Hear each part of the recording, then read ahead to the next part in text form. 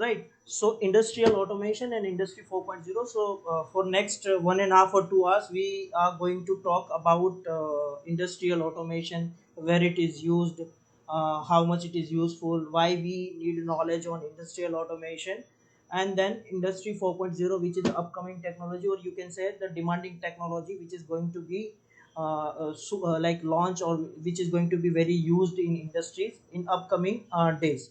So we will go through with in details about all these technologies and all these terms. So first of all, I would also like to share with I would like to tell me something about me, like myself, Ankit Dudeja, and currently I'm working as a, branch manager and training head at Softwan India Private Limited, Baroda. And maybe few of participant also know me very well, because we are also providing this vocational training under RUSA course in your institute. Okay, so let's start our webinar. So industrial automation. So after what is automation, that all knows, like automation means कि जो भी हमारी process होगी, that is going to be automatically, the process is going to be work automatically. So here like आज हम जो discuss करेंगे, that is industrial automation. Automation जो है वो बहुत टाइप के आते हैं. एक होता है industrial automation, home automation, office automation. But हम जिसके बारे में डिस्कस करेंगे वो है इंडस्ट्रियल ऑटोमेशन, बिकॉज हम जब पास आउट होके जब इंजीनियर्स बन के निकलेंगे, तो we are going to work in industry. So we have a knowledge on, we should have a knowledge on industrial automation. तो अब जब भी मैं आगे आगे कहीं पे भी पूरे वेबिनार के अंदर ऑटोमेशन टर्म का यूज करूं, तो आप लोगों को समझना है industrial automation. I am talking about industrial automation. So what is automation, that we simple know कि जो भी प्रोसेस हमारी होगी, that is going to be work automatically. तो आज का जो वेबिनार है उसके अंदर हम डिस्कस करेंगे ऑटोमेशन क्या है, ऑटोमेशन कहाँ पे यूज होता है, कौन कौन सी एप्लीकेशंस है, कौन कौन सी फील्ड है, कौन कौन सी इंडस्ट्रीज है, कैसे कैसे टाइप की इंडस्ट्रीज है जो ऑटोमेशन को यूज करते हैं. ऑटोमेशन के अंदर कौन कौन से हार्डवेयर होते हैं, कौन कौन से सॉफ्टवेयर कंपोनेंट्स होते हैं, राइट, उसके बारे में डिस्कस करेंगे. देन कहाँ कहाँ पे कितना ये इंपॉर्टेंट है. Then further we will move into the industry 4.0 कि भाई ये इंडस्ट्री 4.0 आज की डेट में बहुत सुनने में आ रहा है, तो ये है क्या और ये कितना इंपॉर्टेंट है. और अगर किसी इंडस्ट्री को इंडस्ट्री 4.0 पे स्विच होना है, तो उसके लिए पहले बेसिक उनके रिक्वायरमेंट क्या रहेगी. So that we will discuss. So this was the like you can say agenda of our webinar. So what is automation? Automation is basically the delegation of human control function to the technical equipment. ये इसका standard definition है, बाकी हम normal way में तो हम इसको जानते हैं. अब ये ऑटोमेशन इम्प्लीमेंट कहीं इंडस्ट्री में होता है तो उसके कुछ बेनिफिट है. तो उसमें सबसे पहला जो बेनिफिट है उसका, वो है आपका, जस्ट 1 मिनट.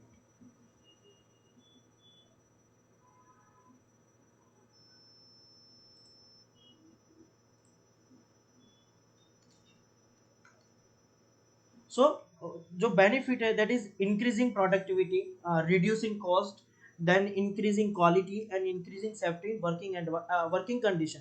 तो यहाँ पे ये कुछ बेनिफिट इसके मेंशन किए, इसके बारे में हम डिटेल में डिस्कस करते हैं. तो सबसे पहले एक एग्जांपल लेते हैं कि अगर कोई भी इंडस्ट्री हो, मैन्युफैक्चरिंग इंडस्ट्री ले लीजिए, या प्रोसेस इंडस्ट्री ले लीजिए, कोई ऑटोमोटिव इंडस्ट्रीज ले लीजिए, या कोई फूड प्रोसेसिंग, या कोई फार्मास्यूटिकल इंडस्ट्रीज की हम बात करें. अगर वहां पे ह्यूमन कंट्रोल मतलब मेन मतलब मैन्युअली प्रोसेस चल रहा होता है, तो उससे क्या क्या प्रॉब्लम आ सकती है, क्या क्या उसके डिसएडवांटेजेस है. अगर सपोज जैसे कि हम मान लें कि कोई प्रोसेस हमारा मैन्युफैक्चरिंग यूनिट है वो पूरा ह्यूमन कंट्रोल से चल रहा है, तो उसमें सबसे पहला क्या होता है, प्रोडक्टिविटी लॉस ज्यादा रहता है. जहाँ पे 1,000 लोग, 2,000 लोग, 5,000 लोग, 10,000 लोग काम कर रहे होते हैं, तो जितने भी लोग काम कर रहे होते हैं वो डेली के डेली वो लोग सेम इफिशियंसी से, सेम फोकस से डेली के डेली काम नहीं करते हैं. तो अब वहां पे सपोज कहीं पे 1,000 लोग काम कर रहे हैं, तो एक दो लोग या 5 लोग 10 लोग ऐसा सोचेंगे कि भाई आज मैं थोड़ा कम काम करूंगा तो क्या फर्क पड़ने वाला है, बाकी 1,000 लोग तो काम करने वाले हैं. So end of the day जो प्रोडक्शन उनका जो होने वाला है, उसमें उसका जो काउंट है वो डाउन होगा. तो उससे क्या हुआ, उसका प्रोडक्शन लॉस होगा. सेकेंड, अब प्रोडक्शन लॉस हुआ तो उससे क्या हुआ कि जो लेबर आ रहे थे जो काम करने के लिए लोग, अगर उसको तो सैलरी जा रहे हैं, तो मतलब उनका क्या हुआ, लॉस हो रहा है, प्रोडक्शन लॉस हुआ है, फाइनेंशियल लॉस हो रहा है. देन क्वालिटी, अब किसी का घर से निकला हुआ बंदा घर से निकला है, उसका मूड सही नहीं है, कुछ प्रॉब्लम है, तो वो क्वालिटी के साथ कॉम्प्रोमाइज भी करता है कि भाई मैं एक दो प्रोडक्ट के साथ ऐसे ही जाने दूंगा तो उसमें क्या होगा. अगर ऐसे 1,000 में से 100 लोग भी ऐसे सोचेंगे तो डेली के 100 प्रोडक्ट ऐसे ही डिफेक्टेड निकलेगी तो कंपनी को कितना लॉस होगा, तो क्या होगा, क्वालिटी भी डाउन होगा।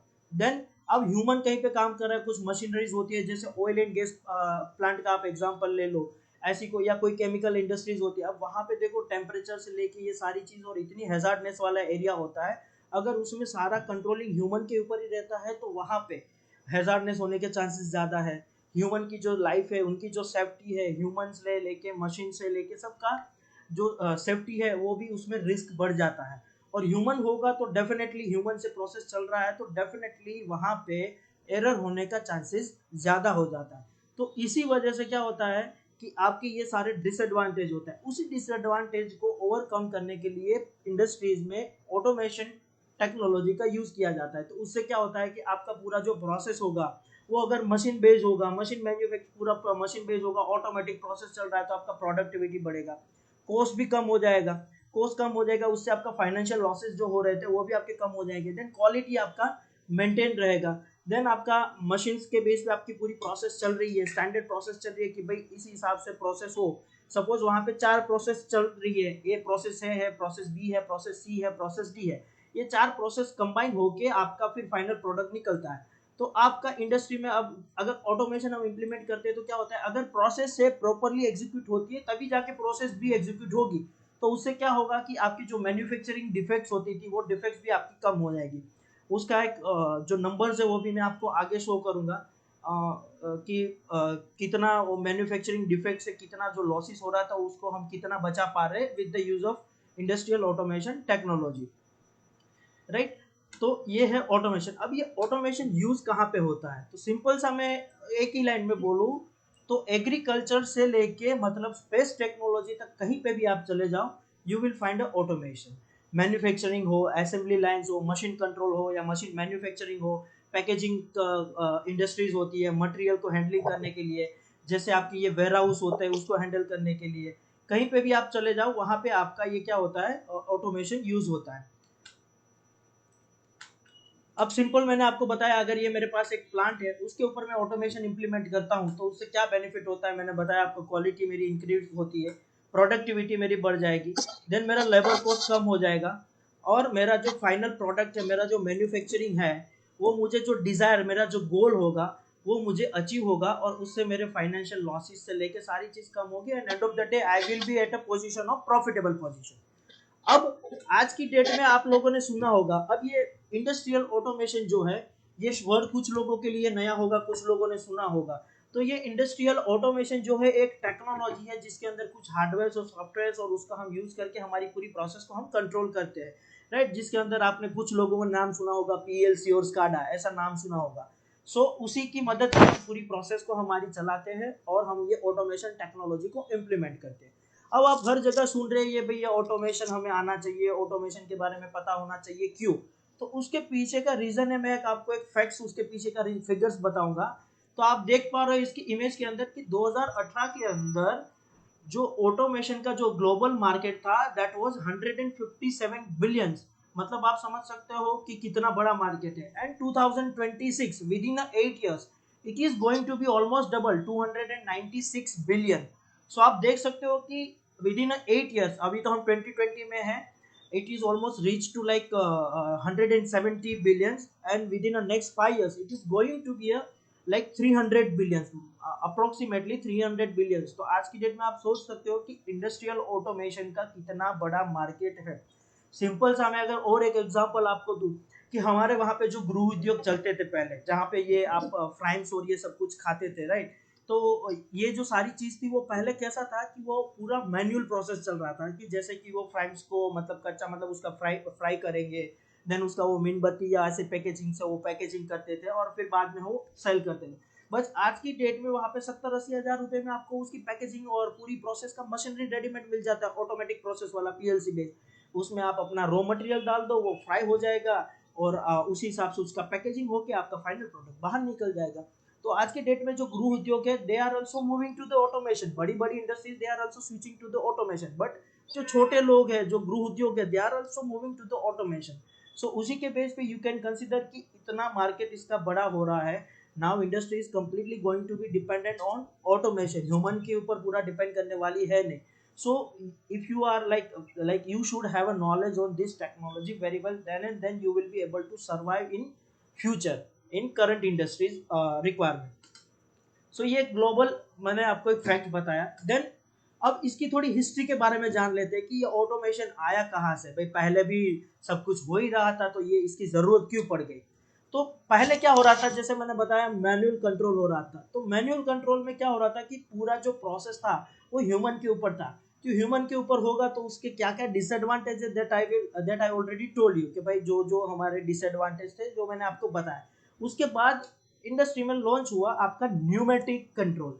न्यूमेटिक कंट्रोल में क्या हो रहा था कि आपके जो रिले एंड स्विचेस थे वो आपको उसको आप न्यूमेटिक मतलब एयर प्रेशर से आप उसको कंट्रोल कर रहे थे।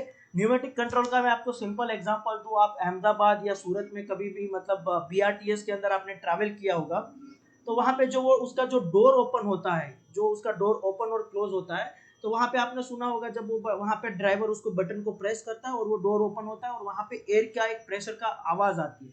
तो वो जो डोर ओपन और क्लोज हो रहा है ना, वो न्यूमेटिक कंट्रोल एयर प्रेशर से ऑन ऑफ हो रहा है। बट उसमें भी यही डिसएडवांटेज थे कि अब देखो ये तो सिंपल सी एप्लीकेशन, अब कभी कभी आपने नोटिस किया होगा बीआरटीएस के अंदर भी कि डोर एकदम धीरे धीरे धीरे ओपन होता है। तो क्यों? क्योंकि उसमें एयर प्रेशर कम होता है, कहीं से उसका जो पाइप मतलब एयर का जो पाइप होता है वो लीकेज होता है उसमें। तो उससे क्या होता है कि पूरा जो जिस हिसाब से उसको वर्क करना चाहिए था वो वर्क नहीं करता है। तो इंडस्ट्री में भी यही दिक्कत आ रहा था कि न्यूमेटिक कंट्रोल में आप आपकी बहुत बड़ी प्लांट होती है, बहुत बड़ा प्रोसेस चल रहा होता है, उसमें कहीं पे लीकेज है उसको फिगर आउट करना, उसका मेंटेनेंस करना, उसमें टाइम चला जाता था और उससे क्या हो रहा था कि आपका प्रोडक्शन लॉस हो रहा था। तो उसके बाद उस डिसएडवांटेज को ओवरकम करने के लिए फिर लॉन्च हुआ हमारा हार्ड वायर लॉजिक कंट्रोल। आपके जो स्विच गियर है, जैसे आपके रिले हो गया, आपके जो कॉन्टेक्टर्स है, उसी को यूज करके पूरी प्रोसेस को क्या किया जाता था, कंट्रोल किया जाता था। बट उसमें भी दिक्कत ये था कि उसके थ्रू कंट्रोल करने में उसका इतना बड़ा बल्कि पैनल और बल्कि सिस्टम बन जाता था, जिससे क्या प्रॉब्लम होता था कि कहीं पे भी अगर कोई प्रॉब्लम हुआ है तो वो फॉल्ट को फिगर आउट करने में टाइम चला जाता था और सेम प्रोडक्शन लॉस हो रहा था। देन उसके बाद रिप्लेस हुआ, उस चीज को रिप्लेस किया लॉजिक गेट्स में, मतलब आपकी इलेक्ट्रॉनिक्स सर्किट में। तो इलेक्ट्रॉनिक सर्किट उसके बाद लॉन्च हुई। बट उसमें प्रॉब्लम क्या था कि जैसे कि आपकी कोई इलेक्ट्रॉनिक सर्किट होती है उसमें बहुत सारे छोटे छोटे कंपोनेंट्स लगे होते हैं। अब उसमें कोई भी एक कंपोनेंट आपका फॉल्ट हो जाता है तो उसकी वजह से आपकी पूरी सर्किट काम करना बंद करती है। जैसे हमारे साथ रियल टाइम में भी ये हमारे साथ होता है कि हमारा कभी कोई मोबाइल, हमारा कोई लैपटॉप या डेस्कटॉप हमारा बिगड़ जाता है, हम रिपेयर करने के लिए देते हैं, कोई मेजर फॉल्ट होता है, तो उसमें ज्यादातर लोग हमें क्या सजेस्ट करते हैं, भाई मदरबोर्ड चेंज कर दो, ये सर्किट चेंज कर दो, ये आईसी चेंज कर दो, ताकि छोटे छोटा उसमें माइनर कोई कंपोनेंट का फॉल्ट होता है उसको फिगर आउट करने में ज्यादा टाइम लगता है। उसकी जगह पे वो लोग क्या हमें सजेस्ट करते हैं, आप पूरा सर मदरबोर्ड चेंज करो। तो सेम चीज इंडस्ट्री के साथ भी हो रहा था। देन उसके बाद उसको ओवरकम करने के लिए फाइनली मार्केट के अंदर, इंडस्ट्री के अंदर लॉन्च हुआ पीएलसी, प्रोग्रामेबल लॉजिक कंट्रोलर, जिसने क्या किया, ये सारी इलेक्ट्रॉनिक सर्किट, रिलेज, आपके टाइमर्स, काउंटर्स, उन सबको रिप्लेस कर दिया। अब ये जो पीएलसी का जो इनोवेशन हुआ था ना, उसके पीछे मतलब उसकी भी एक हिस्ट्री थी। सबसे पहले जो पीएलसी जो लॉन्च हुई थी that was in 1969। Dick Morley करके एक बंदा था, उसने पीएलसी का इनोवेशन करके पीएलसी को लॉन्च किया था। अब जो डिक मॉर्ली है उसको पीएलसी का फादर बोला जाता है, father of the PLC is Dick Morley. अब उस टाइम पे 1968 में सिनारियो ऐसा बना था, जनरल मोटर आप सब लोगों ने नाम सुना था, जैसे हमारे गुजरात में भी ये जनरल मोटर का हालोल में प्लांट था पहले, राइट। तो सिमिलरली यूएस में जनरल मोटर का बहुत बड़ा प्लांट था। उसके अंदर क्या हुआ कि उनका पूरा जो प्रोसेस था that was running on hardwire logic, पूरा रिले ऑन कॉन्टेक्टर के बेस पे चल रहा था। और उसमें ऐसा फॉल्ट था कि वो फॉल्ट फिगर आउट करते करते उनको बहुत लंबा टाइम चला गया, अप्रोक्सीमेट 1 ईयर। और उनका तब तक पूरा प्लांट पूरा रहा था उसका शट डाउन, उससे उनका बहुत बड़ा लॉस हुआ था। और उसी ड्यूरेशन के बीच में ये डिक मॉर्ली करके जो बंदा था, उसकी एक कंपनी थी, उसका नाम था बेडफोर्ड एसोसिएट। उसने क्या किया, उसकी लैब के अंदर उसने एक डिजिटल कंट्रोलर डेवलप किया, जिसको बाद में जाके उन्होंने नाम पीएलसी दिया। पहले उसको नाम दिया था मोडिकॉन, मॉड्यूलर डिजिटल कंट्रोलर। कुछ लोगों ने मोडिकॉन नाम सुना होगा। मोडिकॉन नाम की जो कंपनी थी, आज की डेट में स्नाइडर ने उसको टेक ओवर कर लिया है। तो ये उस टाइम पे उसने पीएलसी का इनोवेशन किया। देन उसके बाद बेडफोर्ड एसोसिएट जो डिक मोरले की कंपनी थी, उसने जनरल मोटर के साथ टाइप किया और उसका जो पूरा प्लांट था उसको रिले और जो कॉन्टेक्टर के बेस पे चल रहा था उसको पूरा पीएलसी डिजिटल मॉड्यूलर कंट्रोलर से उसको रिप्लेस किया। उसके बाद से इंडस्ट्री में आपका पीएलसी यूज होना चालू हो गया। उसके बाद धीरे धीरे बड़े दूसरे जो कंपनीज थी उन्होंने अपना खुद का भी पीएलसी बनाया। एलन ब्रेडली है, सीमेंस है, स्नाइडर है, बहुत सारी कंपनीज है, right. So this is the simple और like summary of history of industrial automation. Please ये कुछ लोग इसके ऊपर प्रेजेंटेशन के ऊपर ड्रॉ कर रहे हैं वो मत कीजिए। अगर आपको प्रेजेंटेशन अटेंड नहीं करना है तो you can left, not an issue, right. तो ये चीज मैंने आपको समझा दी। मैनुअल कंट्रोल, न्यूमेटिक कंट्रोल, देखो ये ऐसा होता है। न्यूमेटिक कंट्रोल आप देख रहे हो, ये सारे जो आपको यहाँ पे दिख रहे हैं ये आपके पाइप के थ्रू, एयर प्रेशर के थ्रू आपकी पूरी प्रोसेस को, आपके एक्चुएटर्स और सारी चीज को कंट्रोल किया जाता है। देन मैंने बताया था हार्डवायर लॉजिक। ये देखो, ये जो इमेज आप देख रहे हो ना, उसी टाइम का जनरल मोटर का प्लांट का जो था उसी का इमेज है, पूरा कंट्रोल रूम का। अब आप देख रहे हो ये कितने रिले यहाँ पे और कॉन्टेक्टर्स, आपका पैनल्स, ये सब कुछ लगे हुए हैं। अब इसमें कहीं पे भी एक जगह पे फॉल्ट है तो ये फॉल्ट को फिगर आउट करना, उसको ट्रबल शूट करना, एंड देन आपका पूरी प्रोसेस को वापस से स्मूथ चलाना, it is going to take lot of time. So उसी चीज को ओवरकम करके हमारा पीएलसी ने उसकी जगह ले लिया। आप देख सकते हो ये कितना बल्कि पैनल है, छोटी सी, मतलब ये पूरी, ये तो एक ही एरिया का इमेज है। इतने मतलब वहां पे जो मल्टीपल प्रोसेस चल रही थी उसका मल्टीपल कंट्रोल रूम था, हर एक जगह पे ऐसा सिचुएशन रहता था। सो दिस वाज योर पहले जो आपका चलता था 1969 में आपके रिले और कॉन्ट्रेक्टर से। देन आपका लॉजिक गेट्स, जो मैंने बताया इलेक्ट्रॉनिक सर्किट, ऐसी हमारी सर्किटरीज आई और उसके थ्रू हम उसको कंट्रोल कर रहे थे। और उसके बाद हमारा पीएलसी का इनोवेशन हुआ। तो पीएलसी का एडवांटेजेस है जिसको हम बाद में देखेंगे जब पीएलसी के टॉपिक पे इन डिटेल्स में आएंगे तब, ठीक है। तो आप यहाँ पे ये जो देख रहे हैं दैट इज, ये जो आप जो इमेज देख रहे हैं वो पीएलसी है, PLC programmable logic controller, right. ये जो आपको दिख रहा है वो एलन ब्रेडली ब्रांड का पीएलसी है, ये आपको जो दिख रहा है वो सीमेंस का पीएलसी है। इसके ऊपर हम इन डिटेल्स में आएंगे, प्रोग्रामिंग लैंग्वेजेस कौन सी होती है, कैसे प्रोग्रामिंग किया जाता है, that we will see later. अब ये इंडस्ट्रियल ऑटोमेशन के बारे में हम इतनी बात कर रहे हैं तो इसकी कुछ एप्लीकेशन है उसके ऊपर हम डिस्कस कर लेते हैं, ताकि आपको पता चल जाएगा कि ये टेक्नोलॉजी इतनी क्यों इंपॉर्टेंट है। मैं आपको ये इसकी एप्लीकेशन बताऊंगा कौन कौन सी जगह पे यूज होता है, then you will be able to figure it out कि ये कितना इंपॉर्टेंट है। सो सबसे पहले बात करते हैं हम प्रोसेस कंट्रोल। जैसे कि फूड एंड बेवरेजेस है, सीमेंट इंडस्ट्रीज है, उसके अंदर आपका ये ऑटोमेशन। फूड एंड बेवरेजेस का मैं सिंपल एग्जांपल लेता हूँ आपको सिंपल एक्सप्लेन करने के लिए। वहां पे जैसे अगर मैन्युअल प्रोसेस चल रहा होता है तो क्या होता है, जैसे कि हम और आप और मैं जब से छोटे हैं तब से बालाजी का जो वेफर आता है उसको हम खा रहे हैं। उसमें अलग अलग फ्लेवर आता है, सोल्ट फ्लेवर हो गया आपका, देन आपका टोमेटो हो गया, ऑनियन हो गया। अगर वो चीज मैनुअल हम करते हैं उसका प्रोडक्शन, तो उसमें क्या प्रॉब्लम होता है। आज की डेट में अगर उसको मैनुअल करने जाएंगे तो क्या होगा, प्लीज माइक्रोफोन आपके म्यूट कर दीजिएगा बाकी के लोग, ताकि डिस्टरबेंस ना रहे। तो अगर उसको मैनुअली करेंगे तो आज की डेट में क्या होगा कि एक दिन कभी उसमें सोल्ट ज़्यादा चला जाएगा, कभी कम हो जाएगा, उसके बाद वो मार्केट में वो प्रोडक्ट जाएगा तो आज मैंने परचेस किया तो ज़्यादा सोल्ट ही लगा, दूसरे दिन मुझे मतलब बिल्कुल सोल्ट नहीं उसमें था, तो कोई उसकी प्रोडक्ट को परचेस करेंगे नहीं। तो इसीलिए वहाँ पे पूरा ऑटोमेशन इम्प्लीमेंट होता है। और वहाँ पे क्या होता है, उसकी रेसिपी डिजाइन होती है, और रेसिपी से क्या होता है कि भाई उसमें स्टैंडर्ड फिक्स होता है कि इतना केजी पोटैटो चिप्स के सामने इतना सोल्ट जाएगा, इतने टाइम के लिए फ्राई होगा, एंड देन आपका पैकेज प्रोडक्ट बन के पैकेजिंग होकर बाहर निकल जाएगा। So end of the day जो मैंने बताया था ना, क्वालिटी मेंटेन रहेगा, आपका क्वालिटी मेंटेन रहेगा। देन आपकी सीमेंट इंडस्ट्री, जितनी भी सीमेंट मैन्युफैक्चरिंग इंडस्ट्रीज है वहाँ पे पूरा कन्वेयर पे उनका पूरा रॉ मटेरियल आता है, देन उसका पूरा मिक्सिंग प्रोसेस होता है, देन फिर आपका सीमेंट बनता है, देन उसका पैकेजिंग होकर बाहर प्रोडक्ट निकल जाता है। So everywhere they are using a complete automation. Then उसके बाद आपका ऑटोमोबाइल इंडस्ट्रीज है, जहाँ पे आपके ये कार मैन्युफैक्चरिंग, जितने भी व्हीकल मैन्यू ऑटोमोबाइल इंडस्ट्रीज है उसमें असेंबली, जितने भी उसके अंदर कंपोनेंट्स लगे हुए हैं वो सारे कंपोनेंट्स को असेंबल करने के लिए, पेंटिंग करने के लिए, उसके लिए ट्रिमिंग मतलब उसका फाइनल चेकिंग करने के लिए, हर एक पूरी की पूरी प्रोसेस के लिए आपका पूरा ऑटोमोबाइल सेक्टर में, ऑटोमोटिव इंडस्ट्रीज के अंदर आपका ऑटोमेशन यूज होता है। एंड पूरा का पूरा जो मैन्युफैक्चरिंग होता है वो रोबोट्स का यूज किया जाता है। मैं आपको एक सिंपल वीडियो भी उसका दिखाऊंगा तो आपको आइडिया आएगा कि ये पूरा कैसे यूज होता है। रोबोट्स को यूज किया जाता है और रोबोट्स को कंट्रोल करते हैं हमारी पीएलसी। देन उसके बाद आपके मोशन कंट्रोल, पैकेजिंग इंडस्ट्री, जहाँ पे कोई भी प्रोडक्ट बन के पैकेज होता है, कन्वेयर पे प्रोडक्ट आया, देन उसके बाद पैकेजिंग होता है, देन फाइनल वो आपका प्रोडक्ट शिपिंग के लिए निकल जाता है। देन अम्यूजमेंट पार्क, आप और मैं हर लोग अम्यूजमेंट पार्क के अंदर गए हुए हैं। बट अभी कभी हमने सोचा नहीं है कि वहाँ पे भी ऑटोमेशन यूज होता है। अम्यूजमेंट पार्क के अंदर जितनी भी आपकी राइड्स होती है, राइड्स के कंट्रोल होती है, राइड्स चलती किससे है, मोटर से, तो मोटर को करना होता है कंट्रोल। तो आपने देखा होगा हर एक राइड के बाजू में एक छोटी सी केबिन होती है जिसमें एक बंदा बैठा हुआ होता है, उसके पास एक छोटी सी पैनल होती है, वहां से वो उसको पूरा कंट्रोल करता है। तो अम्यूजमेंट पार्क के अंदर जो राइड्स लगी हुई होती है उसको कंट्रोल करने के लिए आपका वेरिएबल फ्रीक्वेंसी ड्राइव VFD वहां पे लगा हुआ होता है, and that is the part of the automation technology का एक हार्डवेयर है VFD, वेरिएबल फ्रीक्वेंसी ड्राइव। उसकी मदद से क्या किया जाता है, उसको पूरा कंट्रोल किया जाता है। उसके बाद आप देखेंगे नेक्स्ट है आपके मोटर एंड ड्राइव कंट्रोल, मतलब आपकी रोलिंग मिल्स है, पेपर मिल्स है, शुगर मिल्स है, they are also using the automation.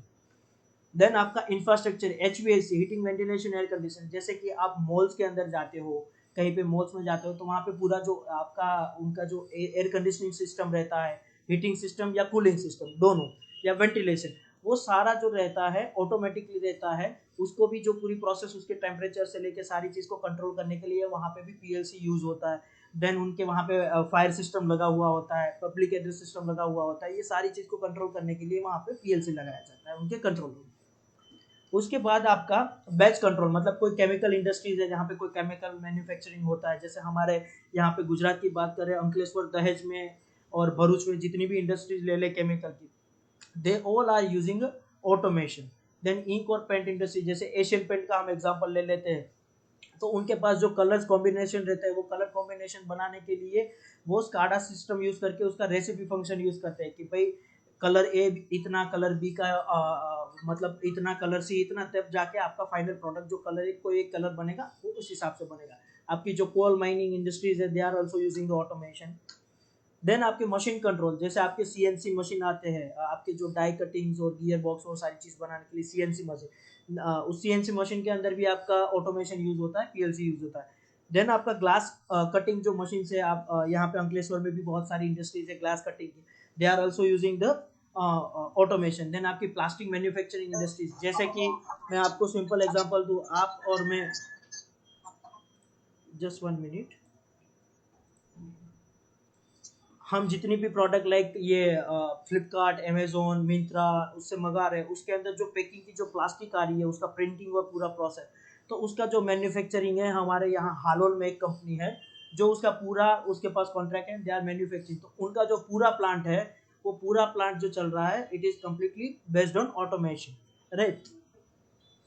Then उसके बाद है आपका ऑयल एंड गैस इंडस्ट्रीज है, उसका पूरा मॉनिटरिंग एंड कंट्रोलिंग करने के लिए भी आपका इंडस्ट्रियल ऑटोमेशन यूज होता है। तो now you can see lots of industries, majority जितनी भी इंडस्ट्रीज है, they all are using the automation. So इसीलिए ये टेक्नोलॉजी जानना, इसके बारे में पता होना हमारे लिए इतना ही इम्पोर्टेंट है। अब लीडिंग ऑटोमेशन कंपनीज कौन कौन सी है, तो रॉकवेल ऑटोमेशन, जिसको एलन ब्रेडली दोनों मिलकर चलाते हैं, Allen Bradley and Rockwell automation. Then है Siemens, ABB, Schneider electric, Mitsubishi, general electric, G, Honeywell, Yokogawa, और इसके अलावा भी बहुत सारी इंडस्ट्रीज है, मतलब कंपनीज है, वो are dealing in the automation. कुछ कंपनीज हार्डवेयर बनाती है, कुछ कंपनी सॉफ्टवेयर बनाती है, कुछ हार्डवेयर सॉफ्टवेयर दोनों बनाती है, राइट। उसके अंदर अगर हम देखने जाए तो जो रॉकवेल ऑटोमेशन यानी कि एलन ब्रेडली और Siemens, this are the big giant of the industry. ये दोनों ने मिलके जो ग्लोबल मार्केट है उसका 64-65% कवर करके रखा है। तो ज़्यादातर कहीं पे आप जाओगे तो you will be able to find mostly Allen Bradley और सीमेंस हार्डवेयर और software. So this are the two big giant of industrial automation. अब ये हमारी जो इंडस्ट्रियल ऑटोमेशन टेक्नोलॉजी है, इसके अंदर कुछ हार्डवेयर एंड सॉफ्टवेयर यूज होते हैं। इसको हम एज ए कंपोनेंट में 3 पार्ट के अंदर डिवाइड करते हैं और वन बाय वन हर एक के बारे में हम डिस्कस करते हैं। तो सबसे पहला जो हमारा है that is a field instrument, second आपका है कंट्रोल हार्डवेयर एंड थर्ड आपका है कंट्रोल सॉफ्टवेयर। तो फील्ड इंस्ट्रूमेंट सबसे पहले हम बात करते हैं फील्ड इंस्ट्रूमेंट। तो फील्ड इंस्ट्रूमेंट और कुछ नहीं है, आपके जो सेंसर्स रहते हैं फील्ड में लगे हुए रहते हैं, जिसके पास से आपका डेटा आता है, उस डेटा को आप अपने कंट्रोलर को देते हो, वो कंट्रोलर के अंदर आपने कुछ कोडिंग किया होगा, उस हिसाब से आपकी प्रोसेस चलेगी and then it is going to be implemented on your final control element, जो भी आपके motor, heater, mixer, furnace, blower, वो सारी चीज रहेगी, conveyor that is going to be effect on that final control element. तो आपके जो सेंसर्स हैं वो जनरली 2 टाइप के होते हैं, एनालॉग और discrete. So discrete is a very simple digital, right? That is like आपने कोई सेंसर लगाया, that if it is digital that will give you output in 0 और 1. ऑन है तो आपका 1 देगा, ऑफ है तो आपका 0 देगा. तो उसका सिंपल एग्जांपल हमारे जैसे प्रॉक्सिमिटी सेंसर, पीएनपी, ये सारे सेंसर्स आपके inductive, right, photo electric sensor. तो ये आपके डिस्क्रीट सेंसर्स हैं. देन होते हैं एनालॉग सेंसर्स. एनालॉग सेंसर्स क्या होते हैं? आपके जो कंटिन्यूसली वैल्यू वेरी होती रहती है, उसको आपको मेजर करना है. सिंपल सा एग्जांपल ले कि हमें टेम्परेचर मेजर करना है, तो वहाँ पे हमें टेम्परेचर सेंसर जैसे आरटीडी हो गया, register temperature detector, then thermocouple हो गया, उसका हमें यूज़ करना होता है. तो कहीं पे भी हमारा जो ये एनालॉग सेंसर्स है, वो एनालॉग सेंसर्स जो हमें आउटपुट देंगे, उसका जो रे मतलब वो दो फॉर्म में हमें आउटपुट देंगे. कुछ लोगों ने 7th सेमेस्टर में आपका जो प्रोसेस इंस्ट्रूमेंट का सब्जेक्ट आता था उसके अंदर पढ़ा होगा. So that we will get this output in 2 way. एक आपका होगा वोल्टेज और दूसरा होगा करंट. तो वोल्टेज जो होगा उसकी रेंज होगी आपकी 0 to 10 वोल्ट, एंड आपका जो करंट होगा उसकी जो रेंज होगी that will be 4 to 20 milliampere. Because हमारा जो इंडस्ट्रियल कंट्रोलर मतलब हमारा जो पीएलसी है, उसको यही दो चीज समझ में आती है. उसको आप एनालॉग सिग्नल दोगे तो उनको यही दो चीज फॉर्म में आपको देना रहता है. तो कुछ सेंसर्स जो होते हैं वो डायरेक्टली आपको, जैसे आरटीडी का एग्जांपल ले लें, वो आरटीडी जो होता है आपको डायरेक्टली जो उसका आउटपुट है वो आपको वोल्टेज या करंट के फॉर्म में नहीं देगा, वो आपको रेजिस्टेंस के फॉर्म में देगा. तो आपको वहां पे ट्रांसमीटर लगाना पड़ेगा. ट्रांसमीटर की यूज से आपको क्या करना रहेगा, उस सिग्नल को आपको वोल्टेज या करंट में कन्वर्ट करना रहेगा, और उसके बाद वो सिग्नल को हम अपनी पीएलसी, हमारा जो भी कंट्रोलर है, उसको हम देंगे. तो हमारे दो टाइप की ये आउटपुट रहेंगे. अब सेंसर्स कौन कौन से होते हैं? आरटीडी मैंने बताया, थर्मोकपल हो गया, pressure transmitter, flow transmitter. Transmitter मैंने यहाँ पे इसलिए लिखा है क्योंकि डायरेक्टली हमें पीएलसी के साथ देना है, तो उस हिसाब से कन्वर्ट, मतलब आपका प्रेशर सेंसर हो गया, लेवल सेंसर्स, आपका फ्लो सेंसर्स, आपका conductivity sensors, density sensor, pH sensors, and बहुत सारे और आते हैं. जैसे कि आपका कोई पर्टिकुलर गैस का डिटेक्शन करना है तो उसके जो भी गैस सेंसर्स रहते हैं, that all are we using in our industry, right. तो आप यहाँ पे इमेजेस जो देख रहे हैं, तो आपका ये आपका है आरटीडी है. देन आपके यहाँ पे आप देख रहे हो ये सारे लेवल सेंसर्स लगे हुए हैं. देन ये आपका फ्लो सेंसर्स, यहाँ पे आपका प्रेशर सेंसर ये यहाँ पे आपको दिख रहा है. तो इस तरीके के आपके अलग अलग सेंसर्स लगे हुए थे. वो सेंसर से आपका डेटा आएगा एंड वो डेटा को हम अपनी पीएलसी को देंगे. अब नेक्स्ट हमारा कंपोनेंट जो है that is a control hardware. ये सबसे हमारा इम्पोर्टेंट पार्ट है इंडस्ट्रियल ऑटोमेशन के अंदर, क्योंकि हमारी जो पूरी प्रोसेस है उसको कंट्रोल करेगा हमारा कंट्रोल हार्डवेयर. तो कंट्रोल हार्डवेयर के अंदर हमारे आते हैं प्रोग्रामेबल लॉजिक कंट्रोलर. आप यहाँ पे इमेज देख रहे हो, ये हमारे सारे अलग अलग टाइप के कंट्रोलर हैं. और दूसरे होते हैं stand alone PID controller. Stand alone PID controller आपकी जो छोटी प्रोसेस टेम्परेचर बेस्ड होती है, जहाँ पे आपके एक और दो आउटपुट को आपको कंट्रोल करना होता है, तो वहाँ पे स्टैंड अलोन पीआईडी कंट्रोलर का यूज किया जाता है. बाकी आपकी मशीन्स को कंट्रोल करने के लिए, आपकी मैन्युफैक्चरिंग पूरी प्रोसेस को कंट्रोल करने के लिए आपको यूज करना होता है पीएलसी, प्रोग्रामेबल लॉजिक कंट्रोलर. तो ये सीमेंस का पीएलसी है, सीमेंस 1200 है सीरीज. देन उसके बाद आप ये देख रहे हो तो एलन ब्रेडली का कॉम्पैक्ट लॉजिक्स है. देन ये एलन ब्रेडली का माइक्रो लॉजिक सीरीज का इमेज है. मैं आपको उसको इन डिटेल्स में भी आपको आगे समझाऊंगा. तो ये जो पीएलसी है, इट इज आपका जो है वो सॉलिड स्टेट डिवाइस है, राइट. और आपका जो मतलब फैक्ट्री जो एनवायरनमेंट है उसके अंदर इजीली आपका मतलब सस्टेनेबल है, राइट. अब पीएलसी के अंदर हमारे जो कुछ रहते हैं फील्ड इनपुट्स रहते हैं और कुछ हमारे फाइनल कंट्रोल एलिमेंट्स, मैंने आपको पहले भी बोला था. तो फील्ड इनपुट्स जैसे कि हमारा पुश बटन हो गया, स्विचेस हो गए जैसे limit switch, level switch, then आपका सिलेक्टर स्विच, रिले हो गया, कॉन्टेक्टर, राइट. सेंसर से आपके एनालॉग और डिस्क्रीट टाइप के. देन आपके आउटपुट मतलब फाइनल कंट्रोल एलिमेंट जैसे आपका एक्चुएटर्स हो गया, सोलेनोइड वाल्व्स हो गए, कंट्रोल वाल्व्स हो गए, आपके वीएफडीएफ लगाओगे, आपके हुटर्स है, आपकी मोटर्स है, लाइट्स है. तो that will be your final control element और you can say your output. अब ये जो पीएलसी है उसके अंदर बहुत अलग अलग ब्रांड की जो कंपनीज है, वो अलग अलग कंपनीज अपनी ब्रांड की पीएलसी मैन्युफैक्चर करते हैं. जैसे हमारे मोबाइल के अंदर अलग अलग ब्रांड्स है, सैमसंग हो गया, एमआई हो गया, ओप्पो हो गया, वीवो हो गया. उसी तरीके से हमारे पीएलसी में भी अलग अलग जो कंपनीज है वो अपनी खुद की पीएलसी का मैन्युफैक्चरिंग करते हैं. तो जैसे सीमेंस हो गया जो जर्मनी से है, एलन ब्रेडली हो गया, जी फानुक हो गया, मित्सुबिशी है, ओमरॉन है, Toshiba, Hitachi, Panasonic, Delta, Modicon, Schneider. उसके अलावा भी बहुत सारी मोर देन 200 प्लस ब्रांड्स है जो पीएलसी मैन्युफैक्चरिंग करते हैं. बट जैसे मैंने पहले आपको बताया, Siemens and Allen Bradley this are the two giant. उसके बाद आपका G Fanuc, Mitsubishi, Omron, then Delta है, मोडिकॉन है, मोडिकॉन और स्नाइडर. जो मोडिकॉन जो है उसको आज की डेट में स्नाइडर ने टेक ओवर कर लिया है। अब हमारी जो पीएलसी है, मैंने बताया कि वो पीएलसी ही हमारी पूरी प्रोसेस को कंट्रोल करती है, तो उसके अंदर हमें उसका कोडिंग मतलब प्रोग्रामिंग करना होता है। तो प्रोग्रामिंग की जब बात आती है ना, तो ज़्यादातर लोग सीधा बैक ऑफ कर लेते हैं, उनके दिमाग में चीज़ आती है कि प्रोग्रामिंग मतलब सी लैंग्वेज, सी प्लस प्लस, जावा या पाइथन ऐसी लैंग्वेज होगी, उससे वो लोग बैक ऑफ कर लेते हैं। क्योंकि हमने हमारे एकेडमिक टाइम पे भी इस चीज़ को, इलेक्ट्रिकल इंजीनियर हो या इलेक्ट्रॉनिक्स हो या इंस्ट्रूमेंटेशन हो, उन लोगों ने उसको सीरियसली लिया नहीं होता। बट इसके अंदर ऐसी कोई प्रोग्रामिंग लैंग्वेज यहाँ पे आपकी यूज होती नहीं है। कौन कौन सी लैंग्वेज यूज होती है? लैडर लॉजिक है, स्ट्रक्चर टेक्स्ट है, इंस्ट्रक्शन लिस्ट है, सीक्वेंशियल फंक्शन चार्ट है और फंक्शन ब्लॉक डायग्राम है। उसमें सबसे ज्यादा कॉमनली अगर कोई लैंग्वेज यूज होती है तो वो है फर्स्ट वाली लैडर लॉजिक।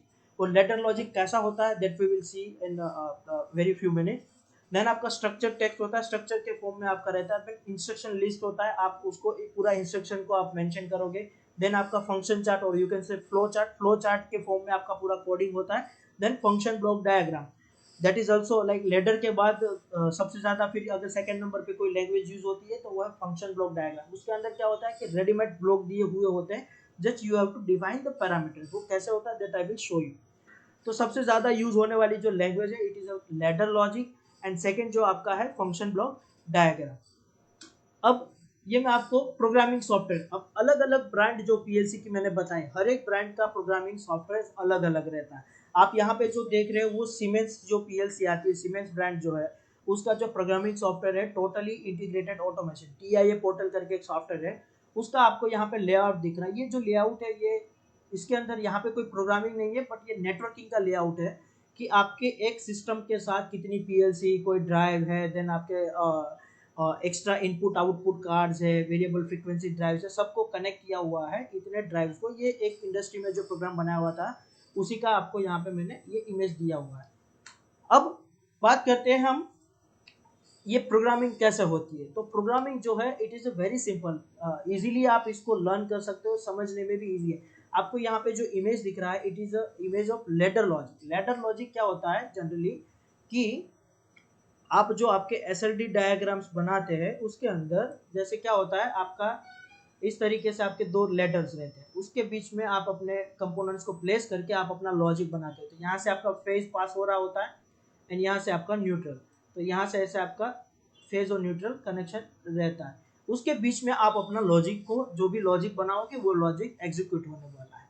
तो वो लॉजिक जो एग्जीक्यूट होगा उसके लिए हमें जो यूज करना होता है, तो हम यूज करते हैं नॉर्मली ओपन, एनओएनसी कंसेप्ट का यूज करते हैं। Normally open and normally close contact sorry, ज्यादातर आप लोगों ने इसके बारे में सुना ही होगा। नॉर्मली ओपन मतलब ये ऐसा उसका सिंबल होता है, और नॉर्मली क्लोज का हमारा जो सिंबल रहता है वो इस तरीके से रहता है।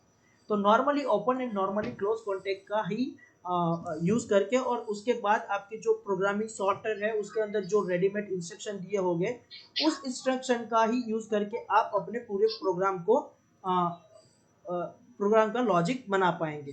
तो यहाँ पे मैंने जो लॉजिक बनाया हुआ है it is a very simple logic है। अभी ये जो लॉजिक बनाया है उसके अंदर क्या है कि मेरे पास एक मोटर है, वो मोटर को मुझे स्टार्ट करना है, तो उसके लिए मेरे पास एक स्टार्ट बटन है, मेरे पास एक स्टॉप बटन है, और मेरे पास एक ओवरलोड का मैंने एक लिया हुआ है, उसको अभी आप यहाँ पे इग्नोर कर दीजिए, ठीक है, इसको मत देखिए। हमारे पास एक स्टार्ट बटन है और स्टॉप बटन है। तो मेरी क्या रिक्वायरमेंट है कि मैं जैसे ही पुश बटन को प्रेस करूंगा तो मेरा मोटर ऑन हो जाना चाहिए, और जैसे ही मैं स्टॉप बटन को प्रेस करूंगा तो मेरा मोटर ऑफ हो जाना चाहिए। तो normally open, NO contact, NO contact कैसे काम करता है? इनिशियली क्या होता है कि वो ओपन होता है, आप यहाँ कनेक्शन देखोगे तो ये ओपन होता है, मतलब उसके बीच में यहाँ से आप फेस दोगे तो वो पास होने वाला नहीं, और यहाँ पे हमारा न्यूट्रल है। ये पास कब होगा? जब इस बटन को मैं प्रेस करूंगा तो उसके एनओ में से वो एनसी कॉन्टेक्ट में कन्वर्ट होगा, और यहाँ से आपका फेस पास होगा और आपका सप्लाई यहाँ से ऐसे पास होगा। तो सिमिलरली लॉजिक यहाँ पे हमने बनाया, और जैसे ये आप ये देख रहे हो हमारा ये दो लेटर हो गया, उसके बीच में हमने यहाँ पे कॉन्टेक्ट प्रेस किया, और स्टॉप में मैंने एनसी बटन लिया हुआ है। एनसी बटन लिया क्योंकि हमें क्या है, एनसी का कंडीशन कैसा होता है कि वो पहले से फेज को पास करता रहता है और पहले से क्लोज रहता है। जब इसको आप प्रेस करोगे तब ये एनसी में जो एनओ में कन्वर्ट हो जाएगा, और यहाँ से सप्लाई पास होना, जो पास हो रहा था उसको बंद कर देगा। तो स्टॉप के लिए मैंने यहाँ पे एनसी पुश बटन रखा हुआ है, और जब मैं यहाँ से, मतलब क्या हुआ, यहाँ से अब सप्लाई फेज आपका जा रहा है, तो पहले से ये एनसी है तो ये सप्लाई पास होगा, यहाँ पे सप्लाई जाएगा। अभी इस चीज को आप ध्यान में मत दीजिएगा, ये क्या है इसको भी मैं अभी एक्सप्लेन करता हूँ। देन क्या हुआ, यहाँ से मेरा सप्लाई पास हुआ, देन ये पुश बटन पे आया हमारा स्टार्ट बटन। अब अगर हमने इसको प्रेस नहीं किया है तो क्या होगा, ये नॉर्मली ओपन है तो यहाँ से फेज आपका पास नहीं होगा और आपका न्यूट्रल ऐसे ही जाएगा, आपका ये आउटपुट ऑन नहीं होगा। अगर मैंने इसको प्रेस किया तो ये नॉर्मली ओपन से नॉर्मली क्लोज में कन्वर्ट होगा और क्या होगा, मेरा सप्लाई यहाँ से पास होके मेरा मोटर को सप्लाई मिल जाएगा, मेरा मोटर ऑन हो जाएगा। अब क्या होता है, पुश बटन है, पुश बटन को आपने प्रेस किया और फिर आपने रिलीज कर दिया तो क्या होगा, वापस से उसकी ओरिजिनल पोजीशन में आ जाता है। तो इसके लिए मैंने यहाँ पे क्या किया है, यहाँ पे लेचिंग होल्ड ऑन कॉन्टेक्ट लगाया हुआ है।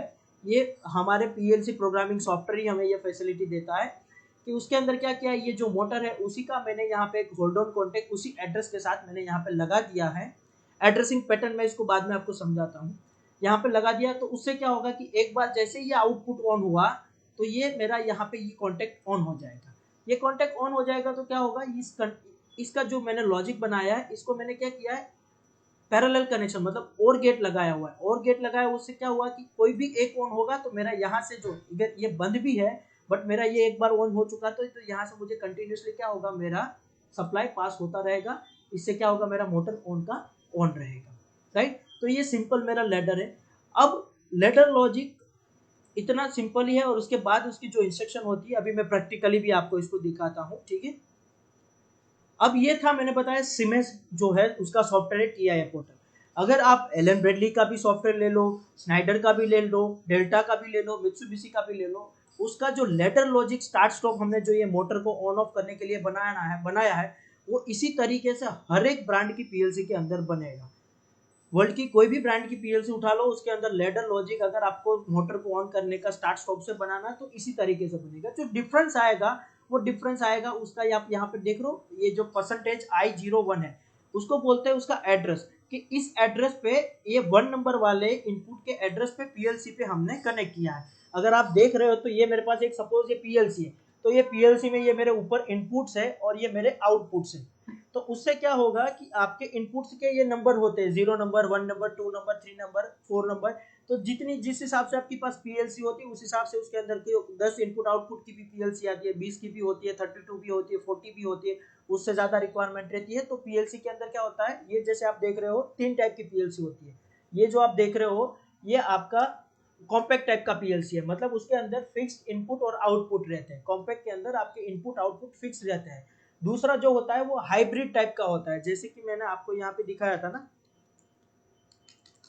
1 मिनट मैं आपको हाँ, आप ये पीएलसी जो देख रहे हो ये पीएलसी है, कॉम्पैक्ट टाइप का पीएलसी है।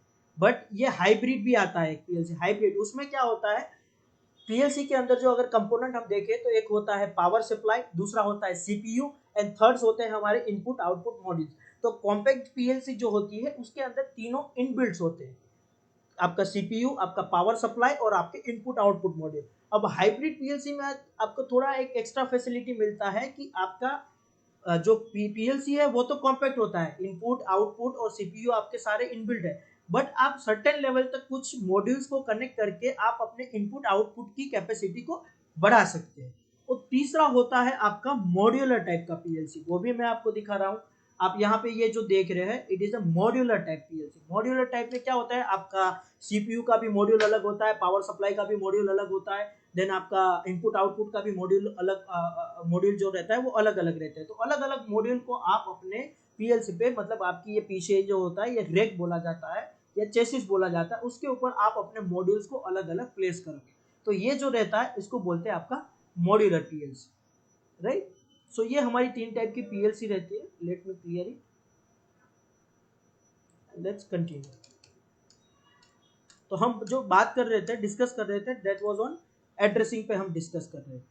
तो आप अगर देखोगे तो यहाँ एड्रेसिंग जो आप देख रहे हो यहाँ पे लिखा हुआ परसेंटेज I0.1, मतलब कि मैंने पीएलसी के 1 नंबर पे ये स्टार्ट स्विच के बटन को मैंने कनेक्ट किया हुआ है। अब आप एलन ब्रेडली की बात करोगे तो वो जो एड्रेसिंग लेगा I0 डॉट आपका 0, आपका ऐसे 0/0, फिर आपका दूसरा होगा 0/1, इस तरीके से वो एड्रेसिंग लेता है। अगर आप स्नाइडर की बात करोगे तो उसमें भी आपका परसेंटेज I0.0 लेगा। आप डेल्टा और मित्सुबिशी की बात करोगे तो इनपुट के लिए वो X0 लेंगे, आउटपुट के लिए वो Y0 Y1 जो भी नंबर है आपका फिर चेंज होता रहेगा। तो इस तरीके से हर एक ब्रांड के अंदर आपका सिर्फ जो चेंज होगा that is going to be only address, बाकी आपका जो लॉजिक बनेगा वो सिमिलरली हर एक ब्रांड के अंदर आपका लॉजिक सेम बनने वाला है। अब दूसरी लैंग्वेज मैंने बताई थी आपको फंक्शन ब्लॉक डायग्राम। अब मैं एक सिंपल यहाँ पे एक लॉजिक आपको ड्रॉ करके दिखाता हूँ, जैसे कि मुझे एंड गेट का लॉजिक बनाना है। तो हम कैसा लॉजिक बनाएंगे, एंड गेट में क्या होता है, दोनों इनपुट हमारे ऑन होते हैं, दोनों इनपुट हमारे ऑन होते हैं तब जाके हमारा आउटपुट हाई मिलता है। तो मैं इसको लगाता हूँ सीरीज में, मेरे पास ये दो पुश बटन है मतलब मेरे पास, और आउटपुट का सिंबल इस तरीके से। तो ये मेरा ए है, ये मेरा बी हुआ और ये मेरा वाई हुआ। जब दोनों ऑन हो गए तब जाके मुझे आउटपुट मिलेगा। ठीक है, तो ये हमारा होता है लेडर लॉजिक, हमने इसमें इसको ड्रॉ किया, बनाया।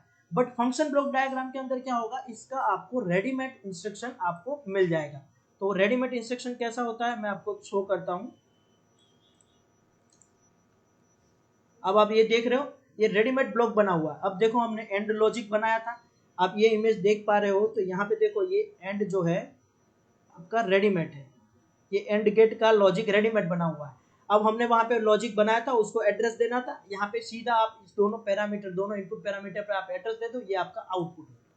तो इस तरीके से ब्लॉक के फॉर्म में आपका लॉजिक जो है वो ऑलरेडी आपका इंस्ट्रक्शन पहले से बना हुआ होगा, उस इंस्ट्रक्शन को आप यूज करके अपना लॉजिक बना सकते हो। तो ये आपका हुआ एफ बी डी, राइट। अब मैं आपको प्रैक्टिकली इसका लॉजिक कैसे बनाया है मैं उसको आपको शो करता हूँ।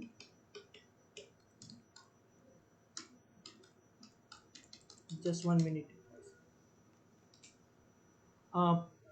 प्रोग्रामिंग स्क्रीन आपको दिख रही है सबको, कोई एक मुझे प्लीज कंफर्म कीजिए। एक लॉजिक बनाया हुआ स्क्रीन है, ठीक है, राइट। अब मैंने बताया था ना, जैसे मैंने आपको बताया था कि भाई कोई भी ब्रांड की हम पीएलसी ले लेंगे तो उसके अंदर हमारा जो लॉजिक है वो तो सिमिलर लॉजिक ही बनने वाला है। तो अगर आप यहाँ पे देख रहे हो तो ये जो है एलन ब्रेडली ब्रांड का सॉफ्टवेयर है स्टूडियो 5000, इसके अंदर मैंने एक लॉजिक सिंपल बनाया हुआ है। ये लॉजिक कैसा बनाया हुआ है, मैंने सिंपल हमारे वहां पे जो ट्रैफिक लाइट चलता था ना उसी ट्रैफिक लाइट का बनाया हुआ है। आप यहाँ पे देख रहे हो तो देखो स्टार्ट स्टॉप लॉजिक जो मैंने बनाया था वहां पे सिमिलर वैसा ही लॉजिक इसके अंदर बनेगा, सिर्फ देख रहे हो तो आपका एड्रेसिंग पैटर्न का डिफरेंस यहाँ पे आपको देखने को मिलेगा। अब इस लॉजिक को मैं देखो आपके सामने रन करके आपको दिखाता हूँ। इसके अंदर क्या है कि हमारे पास तीन लाइट्स है, जैसे रेड लाइट है वो 10 सेकंड के लिए ऑन होगी, येलो लाइट है वो 5 सेकंड के लिए ऑन होगी, और ग्रीन लाइट जो है वो बाकी की आपकी 15 सेकंड्स के लिए ऑन होगी। तो इसके लिए सिंपल लॉजिक बनाया हुआ है। पीएलसी के अंदर एक इनबिल्ट फैसिलिटी दिया जाता है टाइमर का। अब पहले क्या होता था, इंडस्ट्री में ऐसी कोई प्रोसेस होती थी टाइमिंग बेस्ड पे, तो वहां पे अलग से टाइमर का हार्डवेयर लगाया जाता था। बट हमारा जो पीएलसी जो कंट्रोलर है उसके अंदर इनबिल्ट टाइमर फैसिलिटी दी हुई है, और आप अपने सॉफ्टवेयर की मदद से उसको कॉन्फ़िगर कर सकते हो। तो देखो मैं इसको रन कर रहा हूँ, you will be able to find it. आप यहाँ पे 30,000 दिख रहा है, तो ये टाइमिंग उस हिसाब से मिली सेकेंड में ले रहा है। 30,000 मतलब 30 सेकेंड। तो टाइमर आपका मतलब 10,000 तक, 0 से 10,000 तक मतलब 10 सेकेंड हुआ आपका रेड लाइट ऑन होगा। फिर 10,001 से आपका जो चलेगा 15,000 मतलब 5 सेकेंड के लिए आपका येलो लाइट चलेगा, और 15,001 से 30,000 तक मतलब बाकी की 15 सेकेंड आपका ग्रीन लाइट ऑन होगा। तो मैं इसको ऑन कर रहा हूँ, तो आप देख रहे हो ये टाइमर ने टाइमिंग काउंट स्टार्ट कर दिया। देन आपका देखो रेड लाइट ऑन हो गया, देन वो 10 सेकेंड आपका चलेगा 10,000 तक, उसके बाद आपका येलो लाइट ऑटोमेटिक स्टार्ट हो जाएगा, राइट। ये येलो लाइट हमारा ऑन हो गया।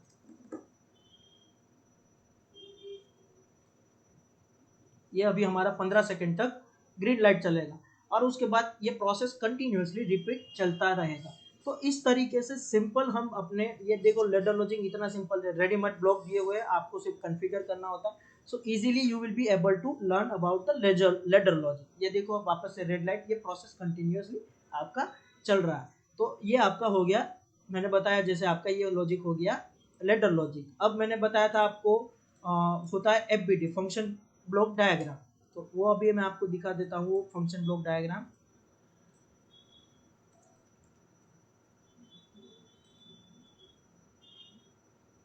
अब फंक्शन ब्लॉक डायग्राम के अंदर आप देखोगे तो ऐसे ही आपको, जैसे ये मुझे दो मेरे पास कोई वैल्यू आ रही है उसका एडिशन करना है, तो यहाँ पे रेडीमेड ब्लॉक मिल जाएगा।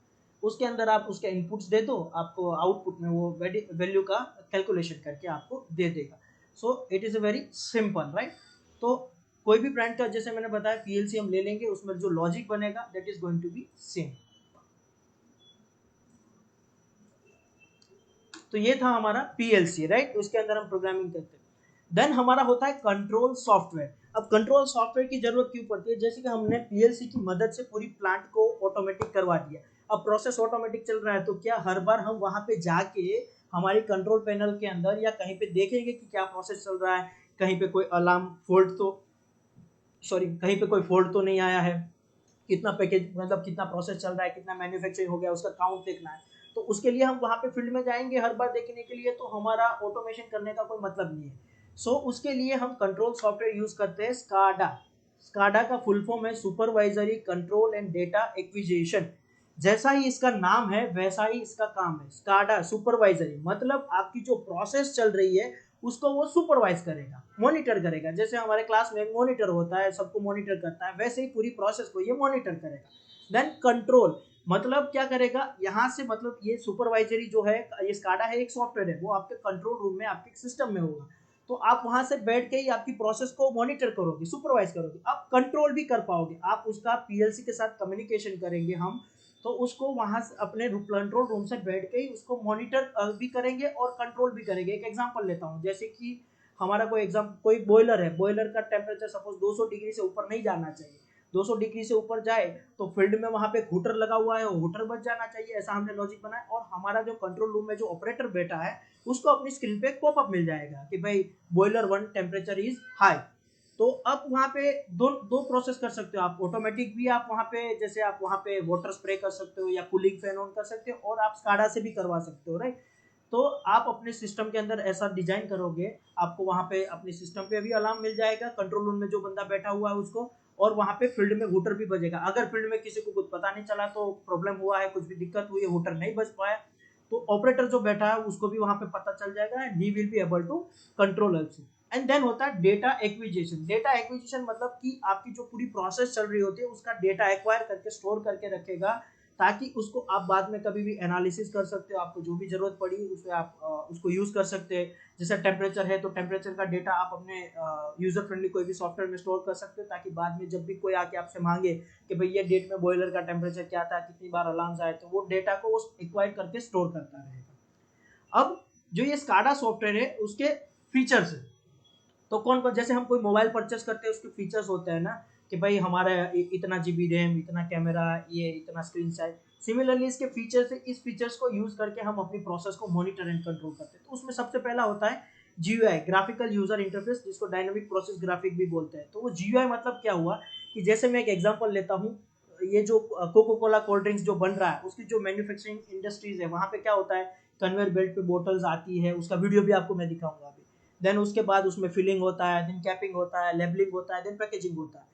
तो ये सारी चीज वहां पे फील्ड में तो हो रही है, बट आपको अपने सिस्टम पे भी सिमिलरली देखना है। तो उसके लिए उसका ग्राफिक्स डिजाइन करना होता है, उसके लिए स्काडा के अंदर पूरी लाइब्रेरी दी होती है, सिमिलर से हूबहू आप ऐसा ग्राफिक्स डिजाइन कर सकते हो। देन उसको एनिमेट करना होता है। एनिमेट जो आपको दिख रहा है, स्क्रिप्ट फॉर लॉजिक डेवलपमेंट, मतलब स्क्रिप्टिंग करके उसको एनिमेट, कि वहां पे कन्वेयर बेल्ट चालू है तो आपको भी यहाँ पे दिखेगा कन्वेयर बेल्ट ऐसे रन हो रहा है, तो उसका एनिमेशन करना होता है। देन फिर होता है real time and historical trends, मतलब कि ग्राफ, कि आपकी जो प्रोसेस होती है उसको ग्राफ के फॉर्म में आप शो करके रियल टाइम में भी उसको मॉनिटर कर सकते हो, हिस्टोरिकल डेटा भी आप उसका देख सकते हो। देन होता है अलार्म्स, जैसे मैंने एग्जांपल दिया ना कि आपको कोई ऐसी प्रोसेस हुई, वहां पे कोई ऐसा सिचुएशन अकर हुआ, टेम्परेचर बढ़ गया या कोई मोटर फेलियर हुआ, तो आपको अपनी स्क्रीन के अंदर उसका अलार्म मिल जाएगा। देन रेसिपी मैनेजमेंट, ये जो रेसिपी मैनेजमेंट फंक्शन है ना, सबसे ज्यादा यूज होता है फूड प्रोसेसिंग इंडस्ट्रीज और फार्मास्यूटिकल इंडस्ट्री। फूड प्रोसेसिंग का मैंने एग्जांपल आपको दिया था बालाजी वेफर वाला। फार्मास्यूटिकल में तो आज की डेट में सबसे ज्यादा यूज होता है, क्योंकि वहां पे जो मेडिसिन बन रही है उसके अंदर क्या होता है, अलग अलग केमिकल्स होते हैं।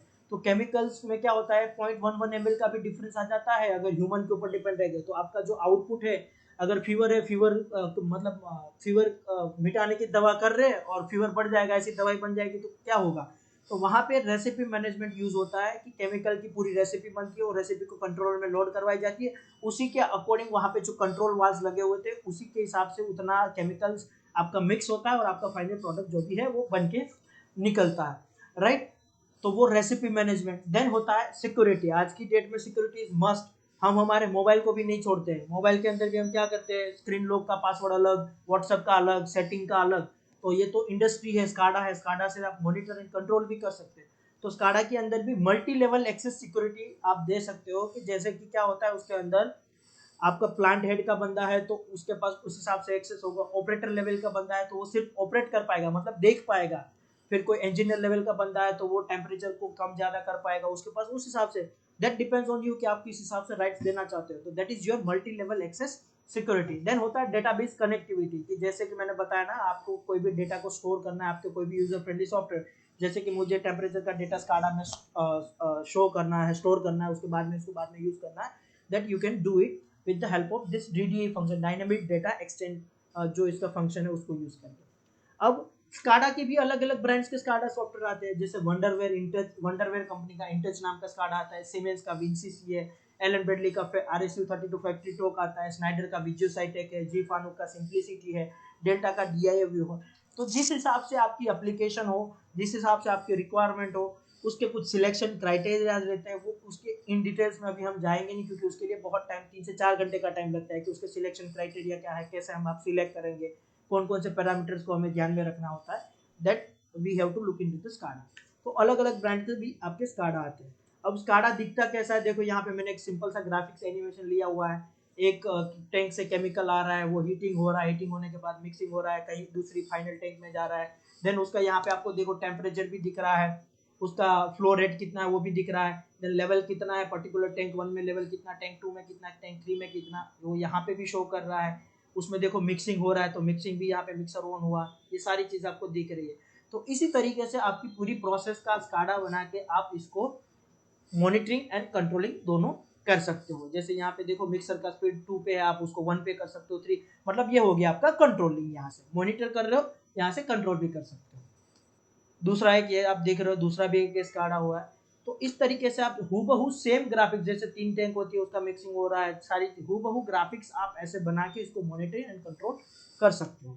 अब इसके अलावा कुछ और मॉड्यूल्स, मतलब कुछ और हार्डवेयर एंड सॉफ्टवेयर हमारी इंडस्ट्रियल ऑटोमेशन टेक्नोलॉजी के अंदर यूज होते हैं, जिसके बारे में हम फटाफट डिस्कस कर लेते हैं। तो उसमें सबसे पहला है HMI, ह्यूमन मशीन इंटरफेस। तो ये HMI क्या होता है, इसको मैं अगर बोलूँ ना, आप डेली ये HMI को देखते हो। अब आपको लगेगा सर हमने कभी इसको देखा ही नहीं है, नहीं ऐसा नहीं, आप इसको डेली देखते हो। पेट्रोल पंप पे जब जाते हो ना, तो वहां पे आप जब बोलते हो ना भैया 100 रुपए का पेट्रोल दो, तो वो 100 रुपए जो एंटर कर रहा है ना, that is your HMI, human machine interface, human and machine को इंटरफेस करने वाला डिवाइस। तो ये HMI की जरूरत कहाँ पे पड़ती है, जैसे स्काडा भी हो गया ना, HMI से भी क्या करते हो आप, मॉनिटर एंड कंट्रोल ही करते हो। तो HMI की जरूरत क्यों है, कि जब आपका मशीन का कंट्रोल करना होता है, जिसमें आपको एनिमेशंस देखना नहीं होता, जैसे मैंने आपको लास्ट पहले बोला था CNC मशीन ऑटोमेशन यूज हो रहा है। देन होता है पैनल, पैनल डिजाइनिंग, मतलब कंट्रोल पैनल, कि हमारी जो पूरी प्लांट होता है, पूरा जो प्रोसेस होता है, उसका जो पूरा कंट्रोलिंग होता है, वो हमारे कंट्रोल पैनल पे सारे, जैसे हमारी PLC होती है, वो कहाँ लगी होती है, ये कंट्रोल पैनल के अंदर लगी होती है। HMI यहाँ पे बार लगा हुआ होता है ताकि हम इसको कंट्रोल कर सके। और ये आप देख रहे हो, तो ये पैनल का अंदर का व्यू है, कि देखो ये PLC यहाँ पे लगी हुई है, उसके कार्ड लगे हुए हैं, ड्राइव लगी हुई है, उसकी वायरिंग, कॉन्टेक्टर्स, रिले और आपके टर्मिनल बॉक्स सारे लगे हुए हैं। तो पैनल का भी नॉलेज आपको होना जरूरी है कि कितनी टाइप की पैनल्स होती है। और सबसे ऑटोमेशन टेक्नोलॉजी में सबसे इंपॉर्टेंट है आपका कंट्रोल पैनल। तो पैनल के आपको SLD डायग्राम कैसे होते हैं, SLD डायग्राम को कैसे रीड करें, power wiring diagram, control wiring diagram. फिर ये डायग्राम बनाने के लिए कुछ सॉफ्टवेयर यूज होते हैं आज की डेट में सबसे ज्यादा, जैसे ऑटोकेड हो गया, ई प्लान हो गया, that also in the automation field. Then आपकी होती है वेरिएबल फ्रीक्वेंसी ड्राइव्स, VFD। तो VFD की मदद से क्या होता है, आपको मोटर को कंट्रोल करना होता है। कंट्रोल यानी कि आपको उसका ऑन ऑफ करना होता है, उसकी डायरेक्शन फॉरवर्ड रिवर्स में घुमाना, देन उसका स्पीड यानी कि फ्रीक्वेंसी उसकी वेरी करना, देन उसमें ब्रेकिंग करना।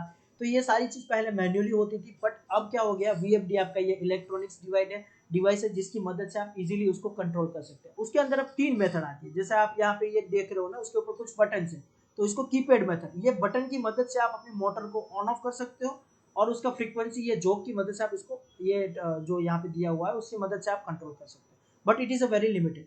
सेकंड होता है टर्मिनल मेथड। टर्मिनल मेथड मतलब कि क्या, जैसे मैंने बताया था ना अम्यूजमेंट पार्क वाला सिनेरियो, वहां पे वो कंट्रोल पैनल में रहता है और वहां से कंट्रोल, तो वो छोटा सा वो पैनल बना के उसके अंदर पुश बटन और पोटेंशियोमीटर लगा होता है, उसकी मदद से हम उसको ऑन ऑफ फॉरवर्ड डायरेक्शन उसकी चेंज कर सकते हैं, देन उसका फ्रीक्वेंसी चेंज कर सकते हैं। और हमने पूरा ऑटोमेशन कर दिया, तो भाई वहां पे भी क्यों जाना है, आप क्या कर सकते हो, आपके ड्राइव के अंदर पैरामीटर, हमें क्या करना होता है, इसके अंदर पैरामीटर सेट करने होते हैं। पैरामीटर सेट करेंगे, उसी अकॉर्डिंग से हमारा मोटर रिएक्ट करेगा। देन उसका पीएलसी के साथ हम कम्युनिकेट करेंगे, पीएलसी के अंदर उस हिसाब से लॉजिक बनाएंगे और पीएलसी को कम्युनिकेट करेंगे हमारे स्काडा सिस्टम से। तो हम क्या करेंगे, स्काडा सिस्टम से ही बैठ के इसको ऑन ऑफ कर पाएंगे, देन उसका फ्रीक्वेंसी ज़्यादा कर पाएंगे, फॉरवर्ड रिवर्स घुमा सकते हैं, जिस हिसाब से हमें ऑपरेशन करवाना, that we can do it from our control room using our SCADA software. But उसके लिए हमें ड्राइव को पीएलसी के साथ कम्युनिकेट करवाना रहेगा और पीएलसी को स्काडा के साथ। तो ये आप जो देख रहे हो एलन ब्रेडली का पावर फ्लेक्स एसी ड्राइव है, ये सीमेंस के सिनामिक सीरीज है, और ये जो आप देख रहे हो डेल्टा का सर्वो ड्राइव है। तो एसी ड्राइव्स होते हैं आपके, ड्रेसी ड्राइव्स होते हैं और आपके सर्वो ड्राइव्स, जैसे कि आपको इंडक्शन मोटर उसको कंट्रोल करने के लिए आप एसी ड्राइव होते हैं, बट जहाँ पे आपको पोजीशंस जो रोबोट्स होते हैं वहाँ पे आपको सर्वो ड्राइव का यूज करना होता है। तो सर्वो ड्राइव्स का भी आपका पूरा सॉफ्टवेयर अलग आता है, वो सॉफ्टवेयर की मदद से आप उसका पूरा प्रोग्रामिंग सेट कर सकते हो। देन मैंने ऑलरेडी बताया कि ऑटोकेड हमारा यूज होता है हमारे जो पैनल के जो डायग्राम्स है वो डायग्राम्स बनाने के लिए। उसके बाद नेटवर्किंग सबसे इंपॉर्टेंट पार्ट रहता है हमारे ऑटोमेशन में, कि हमने बोला ना, जैसे डिस्कस किया कि भाई पीएलसी और एचएमआई को कम्युनिकेट करेंगे या पीएलसी स्काडा को कम्युनिकेट, तो कम्युनिकेट कैसे करेंगे, with the help of different protocols की मदद से, जैसे आपका सीरियल प्रोटोकॉल हो गया, मोडबस हो गया, प्रॉफीनेट हो गया, प्रॉफीबस हो गया, इथरनेट आईपी हो गया। उस प्रोटोकॉल्स की मदद से हम अपने 2 या 3 डिवाइस जो भी है उसके बीच में हम कम्युनिकेट करेंगे और एक दूसरे को कंट्रोल करेंगे। देन उसके बाद हमारा जो लास्ट में होता है DCS, डिस्ट्रीब्यूटेड कंट्रोल सिस्टम। ये डिस्ट्रीब्यूटेड कंट्रोल सिस्टम जो है वो आपको हर जगह पे देखने को नहीं मिलेगा, जो बड़ी बड़ी इंडस्ट्रीज होती है उसी के अंदर आपको ये DCS देखने को मिलेगा, कि जैसे आपका पीएलसी वो थाउजेंड्स ऑफ इनपुट आउटपुट को कंट्रोल करने के लिए पर कैपेबल है, बट अगर उससे ज्यादा अगर आपके पास लैक्स ऑफ इनपुट आउटपुट है, तो पीएलसी से भी अपग्रेड आपका DCS, डिस्ट्रीब्यूटेड कंट्रोल सिस्टम रहता है, जिसकी मदद से आप अपने पूरी प्रोसेस को कंट्रोल एंड मॉनिटर कर सकते हो। तो ये जो था हमारा पार्ट जो था दैट इज ऑफ ऑटोमेशन, जिसके कुछ हार्डवेयर एंड सॉफ्टवेयर मतलब कंपोनेंट्स को हमने 3 पार्ट में डिवाइड किया था। ये था हमारा इंडस्ट्रियल ऑटोमेशन के बारे में। अब नेक्स्ट जो हमारा है टॉपिक दैट इज इंडस्ट्री 4.0। तो इंडस्ट्री 4.0 क्या है? It is a revolution of industry. पहले क्या था, इंडस्ट्री 1.0 जो चल रहा था 1784 में, तो वो कैसे चल रहा था, आपका स्टीम बेस पूरा चल रहा था। देन 1870 में आपका इंडस्ट्री 2.0 रिवोल्यूशन आया, जिसमें आपका इलेक्ट्रिकल एनर्जी से पूरा प्रोडक्शन चल रहा था असेंबली में। देन आपका रिवोल्यूशन आया इंडस्ट्री 3.0, जो आपका मैंने बताया ना, ऑटोमेशन और कंप्यूटर्स एंड इलेक्ट्रॉनिक्स, जो 1969 मैंने आपको बताया था। तो उसके बाद अभी जो रिसेंटली रिवोल्यूशन चल रहा है दैट इज इंडस्ट्री 4.0, मतलब आपका जो पूरा है डिजिटलाइजेशन। आज की डेट में हम डिजिटलाइजेशन की बात कर रहे हैं ना, तो आपका जो पूरा प्लांट है ना उसका भी डिजिटलाइजेशन होने वाला है, स्मार्ट मैन्युफैक्चरिंग होने वाला है, स्मार्ट मशीन्स होने वाले हैं, सेंसर्स जो स्मार्ट होने वाले हैं। अभी पहले जो सेंसर्स होते थे वो कैसे थे कि आपका सेंसर्स आपके सिर्फ कंट्रोलर का डेटा देता था, बट अब जो है स्मार्ट सेंसर जो है आपका क्लाउड पे डेटा भेजेगा, उसको कहीं पे भी रिमोटली आप उसको मॉनिटर कर सकते हो क्या डेटा है। जैसे आपने एक वर्ड सुना होगा IoT, इंटरनेट ऑफ थिंग्स, तो वो जो है आपका इंडस्ट्री 4.0 है। जो इंडस्ट्री 4.0 है वो जो रिवोल्यूशन हुआ था in the year of 2011, Germany से इसका पूरा सबसे पहले जर्मनी गवर्नमेंट ने इसको लॉन्च किया था उसके कुछ प्रोजेक्ट्स के लिए। देन उसके बाद उसका जो मैन्युफैक्चरिंग एक्सपो हुआ था 2011 में, वहां पे इसको लॉन्च किया हुआ था, एंड धीरे धीरे अब इंडस्ट्रीज इसको अडॉप्ट कर लिया। बट एक सीधा सा क्लियर है, इंडस्ट्री 4.0 पे जाने से पहले आपका जो इंडस्ट्री है it must work on industry 3.0। आपका जो प्रोसेस है that should be on automation, then you can move into the 4.0। अब ये 4.0 क्या है इसके बारे में हम डिटेल में डिस्कस करते हैं। अब आपको लगता है कि ये 4.0 इंडस्ट्री 4.0 या IoT के बारे में हम इतना क्यों डिस्कस कर रहे हैं, तो एक सिंपल सा एक फिगर से फैक्ट्स है कि जब टेलीफोन लॉन्च हुआ तो उसको 100 मिलियन कस्टमर तक पहुंचने में 75 ईयर्स लग गए। जब इंटरनेट लॉन्च हुआ उसको 7 साल लगे, फेसबुक को 4 साल लगे, इंस्टाग्राम को 2 साल लगे, पोकेमोन को 1 महीना लगा और पबजी को तो उससे भी कम लगा, राइट। तो धीरे धीरे क्या हो रहा है, सारी चीज डिजिटलाइजेशन हो रही है, इसीलिए ये इंडस्ट्री 4.0 का इतना इंपॉर्टेंस है। तो सिंपल इंडस्ट्री 4.0 और कुछ नहीं है, it is a industrial revolution है, जिसके अंदर आपकी पूरी प्रोसेस जो होगी that is going to be digitalization. पहले हम जो प्लांट होता था उसको हम कंट्रोल कर रहे थे सिर्फ हमारे कंट्रोल रूम से with in that plant area, but उसके अब इंडस्ट्री 4.0 इंप्लीमेंट करने के बाद रिमोटली कहीं से भी बैठ के आप उसको पूरा मॉनिटर एंड कंट्रोल कर सकते हो। तो इंडस्ट्रियल 4.0 जो है उसके अंदर कुछ टेक्नोलॉजीज यूज होने वाली है, जैसे आर्टिफिशियल इंटेलिजेंस है, मशीन लर्निंग है, 3D प्रिंटिंग है, स्मार्ट सेंसर्स है, रोबोटिक्स है, रोबोट आपके रोबोट्स यूज होने वाले हैं। देन आपका वर्चुअल रियलिटी है, ऑगमेंटेड रियलिटी यूज होने वाली है। यही आईटी सारी टेक्नोलॉजी को यूज करके आपके प्लांट को पूरा स्मार्ट किया जाएगा। अब इसका भी एक देखो ग्लोबल मार्केट का सर्वे है कि इसके बारे में ज्यादा इतना अभी आज की डेट में डिस्कस क्यों हो रहा है, कि पहले आप 2019 की बात करो तो इसका जो मार्केट था वो दैट वाज 71 बिलियन, और 2024 में इसका मार्केट जो है वो 16% बढ़ के आप देखोगे तो 156 बिलियन होने वाला है। तो उसके अंदर यही सारी टेक्नोलॉजी, आपने 3D प्रिंटिंग के बारे में सुना होगा, आर्टिफिशियल इंटेलिजेंस, जैसे कि आज के हमारे मोबाइल आप जब परचेस करते हो ना तो आपने वहां पे सुना होगा एआई, आर्टिफिशियल इंटेलिजेंस। उसमें क्या होता है कि जैसे आपके उसमें मेंशन क्या होता है कि आपका जो कैमरा है that works on artificial intelligence, वहां पे फ्लावर है तो उस हिसाब से उसको उसके बैकएंड में उसका एल्गोरिदम है वो एग्जीक्यूट होगा, उसको डिटेक्ट करेगा और आपको अच्छा सा क्लियर फोटो खींच के देगा। ह्यूमन है तो उस हिसाब से देगा। So that is your artificial intelligence, right. अब आर्टिफिशियल इंटेलिजेंस सॉरी अपना जो इंडस्ट्री 4.0 है उसका मार्केट मैंने बताया आपका कि 71.7 बिलियन से लेके 156 बिलियन तक जाएगा। अब उसका देखो किस कौन कौन सी कंट्री का कितना कंट्रीब्यूशन रहने वाला है, तो आप देखो एपीएसी कंट्री का जो मार्किंग है ग्रीन में है। अब आप यहाँ पे देखो सबसे ज्यादा जो कंट्रीब्यूशन है एपीएसी मतलब एशियाई पैसिफिक कंट्री, उसमें हमारी China, Japan, south Korea and India. तो ये सारी कंट्री का कंट्रीब्यूशन सबसे ज्यादा रहने वाला है। और शायद आपको पता हो, I am not sure, but जो आज की डेट में 2020 में इंडिया जो है टॉप 5 मैन्युफैक्चरिंग कंट्रीज के अंदर ऐड हो चुका है। इंडिया जो है टॉप 5 मैन्युफैक्चरिंग कंट्री में आज के डेट में मतलब 5th पोजीशन पे है, राइट। तो day by day we are growing it, और ज्यादातर मैन्युफैक्चरिंग इंडस्ट्री, और हमारा जो इंडिया है वो मैन्युफैक्चरिंग हब बनने वाला है। अगर हम गुजरात की भी बात करें तो फार्मास्यूटिकल इंडस्ट्रीज भी इतनी है। अब रिसेंटली आप देखो कोविड की वजह से जो सिनारियोज है, चाइना में सबसे ज्यादा मैन्युफैक्चरिंग इंडस्ट्रीज थी, बट ज्यादातर कंट्रीज क्या कर रही है, सारी मैन्युफैक्चरिंग इंडस्ट्रीज अभी कहीं और शिफ्ट हो रही है। उसमें सबसे ज्यादा इंडस्ट्रीज जो they are going to move in the India. इसीलिए हमारी गवर्नमेंट भी हमारे जो लॉज है उसको भी वो लिबरल बना रही है, ताकि ज्यादा से ज्यादा इंडस्ट्री को हम यहाँ पे बुला सके और ज्यादा से ज्यादा मैन्युफैक्चरिंग हम यहाँ पे बना सके। इसीलिए तो आपने भी सुना होगा ना अभी ज्यादा वर्ड चल रहा है आत्मनिर्भर बनने का। So majority industries, majority manufacturing industry from China, they are going to move in India, Vietnam and Philippines. तो उसमें ज़्यादा जो इंडस्ट्रीज मूव होगी that are going to be move in India, and सबसे ज़्यादा इंडस्ट्रीज जो आने वाली है that will be in Gujarat and Noida side का जो आपका यूपी का जो सेक्टर है उस साइड में ज़्यादातर industries they are going to start their manufacturing unit. तो इसीलिए और दे are also definitely they are going to use industrial automation, so we should have a knowledge on automation. अब ये इंडस्ट्री 4.0, अब पहले बात करते हैं हमारे पहले जो नॉर्मल ऑटोमेशन यूज होता था उसमें क्या था कि हमारा पहले sensor actuator PLC SCADA, then होता था हमारा MES system, manufacturing execution system.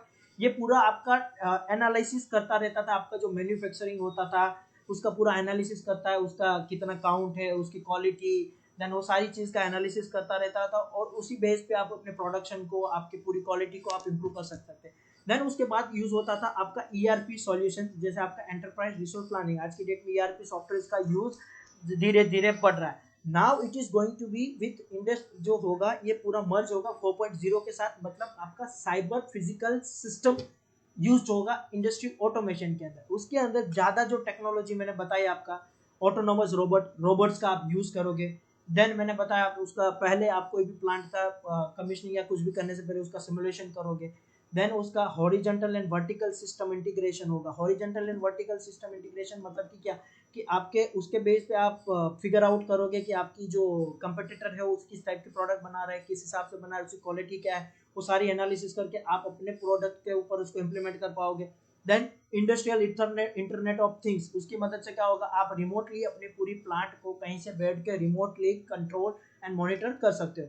Then cyber security, then the cloud computing, मतलब कि क्या होगा, अब जो चीज होगा वो क्या होगा, पूरा डेटा जो पहले क्या होता था ऐसे ही हमारे कंट्रोल रूम के कंट्रोल जो सॉफ्टवेयर था उस पर डेटा आ रहा था, but now that data is going to be send on cloud, और क्लाउड की मदद से हम उसको रिमोटली कहीं से भी मॉनिटरिंग एंड कंट्रोलिंग करेंगे। देन एडिटिव मैन्युफैक्चरिंग, मतलब आप 3D प्रिंटिंग की मदद से आप पहले प्रोटोटाइप मॉड्यूल्स बनाओगे, उसके बेस पे आप उसके ऊपर एनालिसिस करोगे, देन ऑगमेंटेड रियलिटी यूज होगा। अब ये ऑगमेंटेड रियलिटी कितना इंपॉर्टेंट है मैं इसका वीडियो आपको शो करूंगा तो आपको और आइडिया आएगा।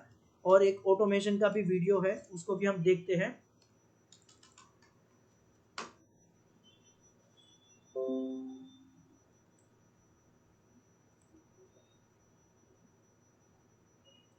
Just 1 minute.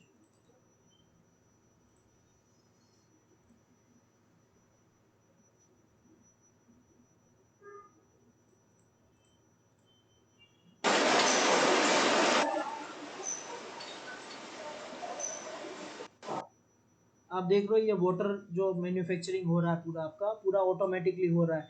पहले बोतल आएंगी, बोतल बन रही है, देन पूरी हीटिंग होके उसमें से बोतल बना, देन देखो कन्वेयर पे खाली बोतल जा रही है, देन इसका देखो ये फिलिंग होगा, यहाँ पे हर एक के अंदर फिलिंग होगा, देन देखो उसके ऊपर केपिंग लगाओ। ये वीडियो बहुत लंबा है, पूरा दिखाना जाओगे तो बहुत टाइम होगा इसलिए।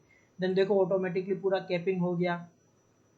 देन उसके बाद देखो ये लेबल लग रहा है, हर एक बोतल पे उसका जो भी है ब्रांड का लेबल लगेगा, एंड देन आपका पैकेजिंग के लिए निकल जाएगा। So this is your automation.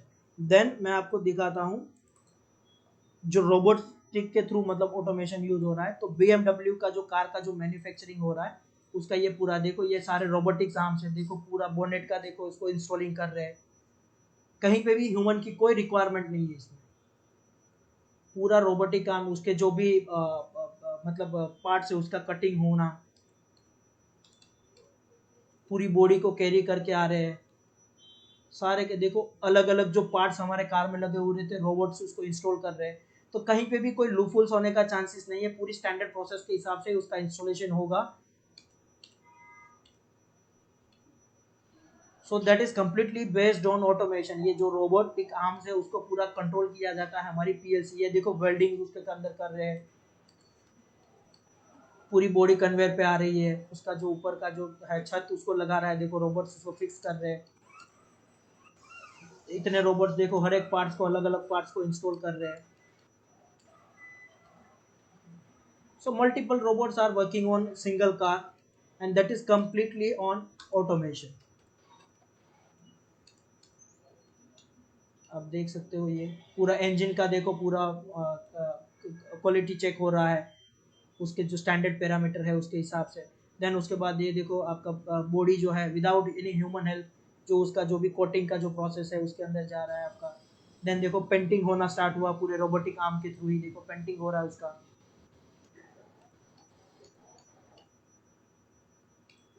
Windshield लगाया।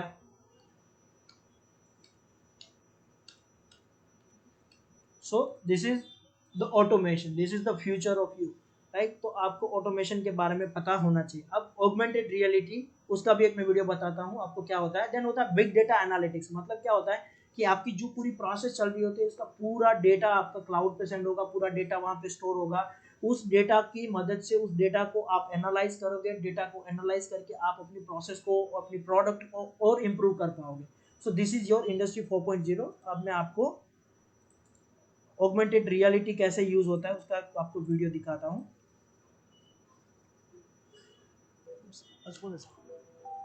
अब आप देख रहे हो पूरा प्रोटोटाइप मॉडल का वो स्कैन कर रहे हैं। अब देखो आप यहाँ पे एक पार्ट में इनका कोई फॉल्ट आया है, तो अब देखो ये पार्ट में कुछ फॉल्ट आया, उससे क्या हुआ, पहले उन्होंने ऑगमेंटेड रियलिटी की मदद से पूरे जो भी मशीन था या हार्डवेयर था उसको उन्होंने हर एक एल्गोरिदम बना के उसके अंदर लोड किया। अब उसने स्कैन किया, ये पार्ट बंद था, कोई भी फॉल्ट आ रहा था उसकी वजह से मशीन नहीं चल रहा है। अब उन्होंने जो एल्गोरिदम है उसके ऊपर अप्लाई किया, उसको स्कैन किया and they directly got it की यहाँ पे ये जो ये पार्ट है यहाँ पे ये रेड दिखा रहा है, मतलब इसके अंदर कुछ फॉल्ट है। तो अब वो पर्सन वो क्या करेगा, आप देखो सीधा ही उसी पार्ट को वो निकालेगा, चेंज करेगा। हर एक चीज को उसको चेक करने की जरूरत नहीं है, हर एक चीज चेक करके उसको टाइम इन्वेस्ट ज्यादा उसमें वेस्ट करने की जरूरत नहीं। डायरेक्टली ऑगमेंटेड रियलिटी इंडस्ट्री 4.0 की मदद से उनको पता चल गया कि इसी पार्ट के अंदर फॉल्ट है, इस पार्ट को वो रिप्लेस कर देंगे और अपना मशीन उनका चलने लगेगा and directly down they will replace it. अब देखो ये वर्चुअल रियलिटी, उसके अंदर क्या प्रोसेस चल रहा है, कितना लेवल है, that directly they will be able to find it with the help of virtual reality.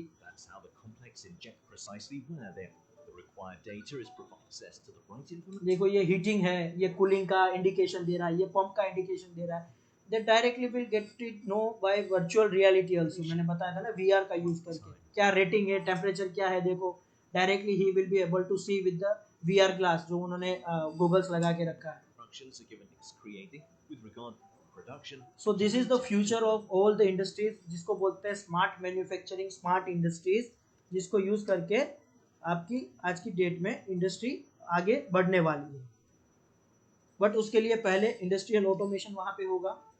अब देखो ये भी और एक ऑगमेंटेड रियलिटी, ये जैसे कि ये जो कार है उसको ये एक ऑब्जेक्ट पिक करने जाना है, तो उसको मिल गया है उसका कमांड कि यहाँ पे ये जो ऑब्जेक्ट ये पड़ा हुआ है उसको पिक करना है, तो ऑटोमेटिकली वो जा रहा है.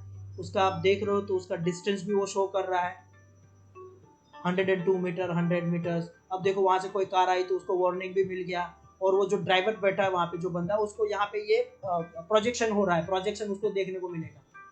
अब आप देख रहे हो ये कंटेनर उसको पिक करना है, तो यहाँ पे पहुंचेगा वो डेस्टिनेशन पे. अब आप देखो उसका वो गया, देन उसको पिक करेगा.